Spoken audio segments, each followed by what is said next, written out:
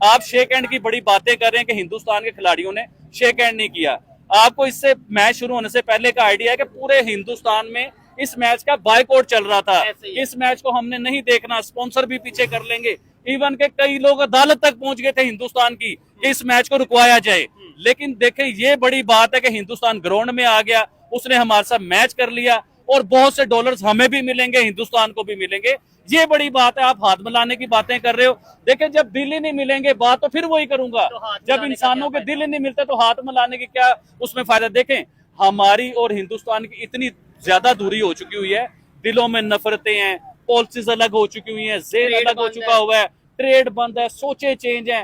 तो भाईजान, मेरे ख्याल से हाथ मिलाने से ज्यादा बेहतर है कि हमें अपने दिल मिलाने चाहिए। ये चीज है, जबरदस्त, बड़ी अच्छी बात किया आबिद भाई। अब ये भी खबर आ रही है कि पाकिस्तान बायकॉट कर देगा क्योंकि एम्पायर इंडिया के साथ मिले हैं, इसलिए पाकिस्तान को बायकॉट करना चाहिए, नेक्स्ट मैच इंडिया से खेलने चाहिए। खबर अगर ऐसी सच है तो खेलने चाहिए या बायकॉट करना चाहिए? देखिए, पाकिस्तान ने इतराज ये उठाए, 2-3 इतराज उठाए हैं पाकिस्तान ने कहा है कि हिंदुस्तान जब उनकी टीम ग्राउंड में आई है तो प्रोफेशनल नहीं बन के आए वो लोग, क्योंकि प्रोफेशनल लोग हाथ मिलाते हैं, जफ्फियां डालते हैं।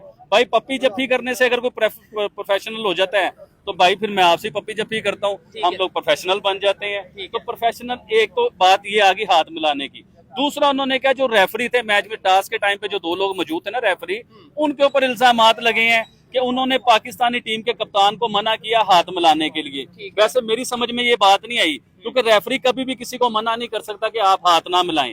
अब इसके पीछे क्या बात है वो हकीकत सामने आएगी। फिर मैच खेलना चाहिए पाकिस्तान को या नहीं? फिर उन्होंने कहा कि पहलगाम की बात की उनके कप्तान ने, जब मैच जीतने के बाद प्रेस कॉन्फ्रेंस हुई ना, तो उन्होंने पहलगाम के लोगों के नाम वो लगाई। उसका भी मैंने जवाब आपको दे दिया है कि हम भी जीत के जाफर एक्सप्रेस जो हुआ था ना उसके ऊपर हम लगा देते। ये भी बात बीच में आ गई। तुमने क्या परेशान किया हुआ है मुझे?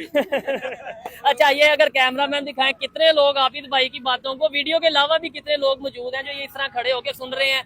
आबिद भाई की आवाज में या बातों में इतना दम है कि शायद लोग खड़े हो जाते हैं। इधर रोड पे बाइक्स खड़ी हो गई और लोग सुन रहे हैं बकायदा तौर पे। आबिद भाई, क्या समझते हैं आपको आने वाले टाइम में? पहले तो ये बताएं, मैच की परफॉर्मेंस की बात कर रहे थे, मुझे आपने ईमानदारी से जितने भी पाकिस्तान के 11 प्लेयर खेल रहे थे उनका नाम बताएं। आता है, आप तो क्रिकेट लवर हैं ना। मैं हकीकत बताऊं, आप मुकाबले करा रहे हैं हिंदुस्तान पाकिस्तान के।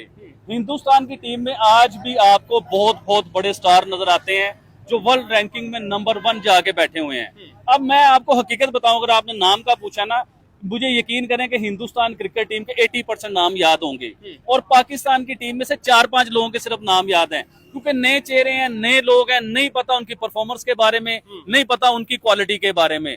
तो देखें, बात होती है प्लेयर की, प्रेशर को हैंडल करने की। बाबर आजम को होना चाहिए था सर, बिल्कुल होना चाहिए था। ऑब्वियसली आज बाबर आजम की कमी फील होती है। ये तो वैसे गलत बात है। जब बाबर आजम खेल रहे होते हैं तब हम कहते हैं बाबर से परफॉर्म नहीं हो रहा, बाबर को निकाल दो। जब बाबर आजम नहीं होते तब हम कहते हैं बाबर को ले आओ। जी, मैं बिल्कुल बताता हूँ। और भाईजान, नए बच्चों की टीम लेके चले गए, नए लोंडों की टीम लेके गए आप।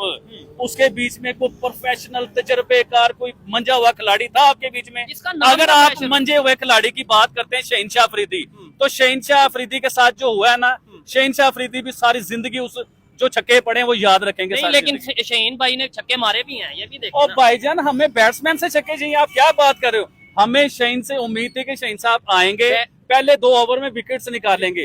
अब आप बॉलर को ले आए बैट्समैन की जगह पे और शहीन शाह उधर 100 स्कोर भी कर जाता ना, तो हमें उस 100 स्कोर की जरूरत नहीं थी। हमें जरूरत थी कि शहीन शुरू में आते, आके 2-3 विकेट निकालते, हिंदुस्तान की टीम को प्रेशर में लेके आते। और प्रेशर में लाने के बजाय खाना खराब हो, तुम खुद ही प्रेशर में आ गए।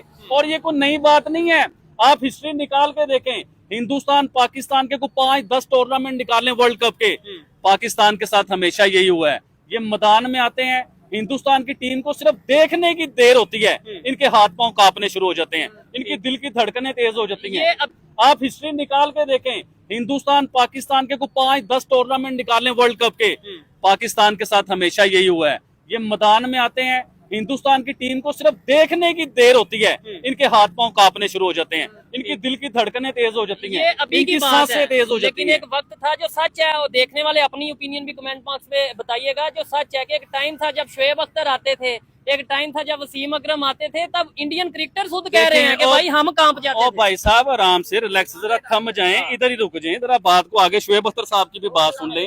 नो डाउट शुएब अख्तर साहब जब क्रिकेट के बीच में आए, ओए। इतनी स्पीड की बॉल दुनिया में कभी किसी ने ना देखी थी ना सुनी थी, इतनी तेज बॉल। इवन के शुएब अख्तर साहब ने लोगों के हेलमेट भी तोड़े, लोगों के मथे भी तोड़े, लोगों की पसलियां भी तोड़ी, इवन के कईयों को ऐसा बॉल मारा कि वो क्रिकेट दोबारा खेल ही नहीं सके।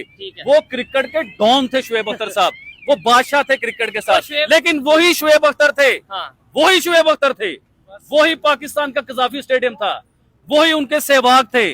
और सहवाग 2 दिन खड़े रहे हैं, 300 स्कोर कर गए हैं सहवाग साहब टेस्ट मैच के बीच में। और शुएब अख्तर साहब भाग भाग के उनका हाल पता क्या था, और सहवाग उनसे आउट नहीं हो रहे थे। शुएब अख्तर बड़ा नाम है दुनिया में, क्रिकेट की दुनिया में। मैं समझता हूँ कि अभी तक वैसा बॉलर नहीं आया, और ये दुनिया का हर क्रिकेटर और क्रिकेट को समझने वाला इंसान मानेगा इस बात को। मुझे ये बताएं, आज के टाइम में अगर ऐसा कोई नाम होता है, बाबर आजम होते, तो क्या आपको लगता है कि इंडिया की टीम पे प्रेशर आना था कि बाबर आजम बड़ा नाम है यार, बड़ा एक्सपीरियंस है, बड़े मैचेस खेले हुए हैं, तो प्रेशर आना था? देखिए बाबर आजम का भी नहीं था ना? हमारे पास थे लोंडे सारे, हमें चाहिए थे, हमारे पास लोंडे, मैं लोंडे कहूंगा, हमारे पास लोंडे थे सारे। अब देखें जो यंग बच्चे होते हैं जिनकी उम्र 20 साल है, 22 साल है, 18 साल है, उनके साथ आपको मंजे हुए प्लेयर खिलाने पड़ने थे अगली टीम पे प्रेशर बनाने के लिए। लेकिन बात सुने, आपने तो उन्हें खिलाया ही नहीं यार, आपने बिठा दिया, बाहर रख दिया उन्हें। अगर